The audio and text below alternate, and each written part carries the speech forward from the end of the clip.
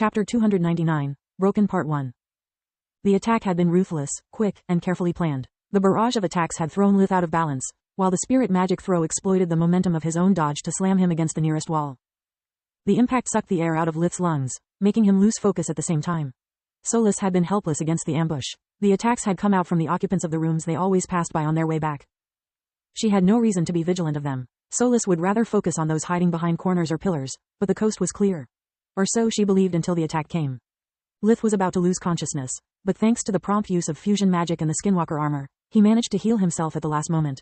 Lith stood his ground, assessing his predicament. Mana sense and life vision both told him the situation was desperate. He was surrounded by all sides with no way out. The students weren't a problem, but the person in front of him was. Professor Valessa Nalir had already weaved several spells while he was still trying to get up. Dodging was dumb of you. A cruel smile distorted her usually kind features. Buying that armor was dumb of you. Thanks for making everything easier for me. Her voice was carefree like they were playing a game. Several fireballs appeared around him, exploding at the same time. I really like this spell of yours. I hope you don't mind I copied it.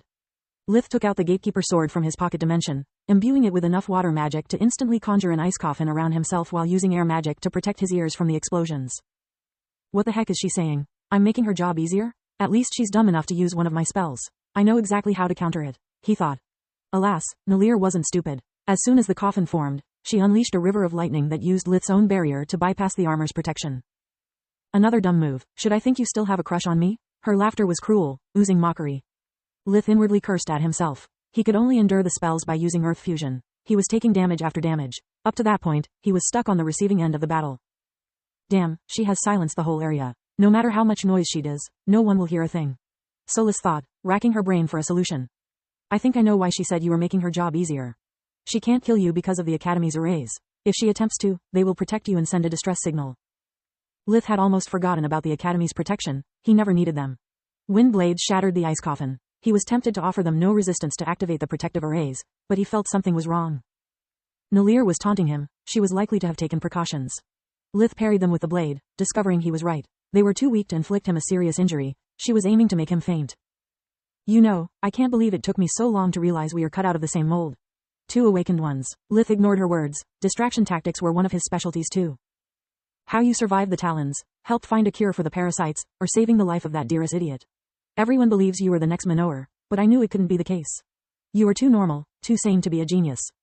Lith moved his hand behind his back, taking the ballot out of the pocket dimension, only for it to be ripped away from his fingers by Nalir's spirit magic. That was rude. Time to finish this. He ignored her words again, pretending just for a second to be willing to fight for the ballot in a spirit magic tug of war before jumping towards the nearest student. The arrays work for everyone. It means if I strike one of them down it will activate anyway. Lith thought. The student was startled. Lith moved too fast for her eyes. Yet before his sword could reach the girl, he felt an agonizing pain from his back. Several knives stabbed him. Their enchantment was strong enough to piece his armor while their blades were too short to do serious damage. Nalir pulled out the blades with her spirit magic, activating their second spell. Healing magic from the knives closed all of Lith's wound, completely restoring his body. At the same time, the healing weakened him even more, sapping his strength. I call them the anti-academy weapons. Strong enough to knock you out, but not enough to trigger the arrays.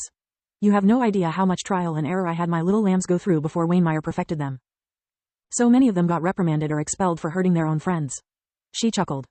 Sacrifices must be made sometimes. Right, little lambs? The students' faces were like stone, yet their eyes were crying in fear. She struck Lith's temple with an enchanted leather club, making him lose consciousness. He fell for my trap, just like I expected. The students weren't here to trap him, they only served as bait. Now that he's out of the picture, I'm not going to let him ruin my plan. An awakened one is an unpredictable wild card. I have no intention to discover if a slave collar works on us or not. If not for these damned arrays I would kill him right now. Nalir sighed. She brought Lith in her apartments, bringing along a few students. During the winter break, she had everything prepared in advance. It was impossible to have a secret compartment made without the power core of the Academy detecting it. Yet she could easily turn one of her closets into an excellent prison. Short chains were hanging from the wall, blocking Lith's neck, waist, legs, and arms. Then, Nalir proceeded removing all of his enchanted items. The dimensional amulet, the magic storing rings, rings that store spells, and lastly his skinwalker armor, leaving Lith naked while his possessions were stored inside her dimensional amulet. It makes you wonder how pretty would I have become if I awakened earlier. She sighed, looking at his broad shoulders and chiseled body. Nalir attempted to remove Solus's ring with spirit magic but to no avail. Want to play hard to get? Fine by me. Cutting a finger or two makes no difference. A jagged blade appeared in her hand, making Solis desperate. She had been fuming with rage from the beginning of the fight, hoping Nalir would come close enough for a sneak attack. Yet the professor had Lith always moved by the students or with spirit magic, she never came close enough. Wishing she could use Lith's mana when he was unconscious or at least move his body, Solis's only real option was to perform an all-out attack. As soon as the blade cut the skin, Solis' shape shifted from ring to a stone scorpion attacking Nalir physically and magically at the same time.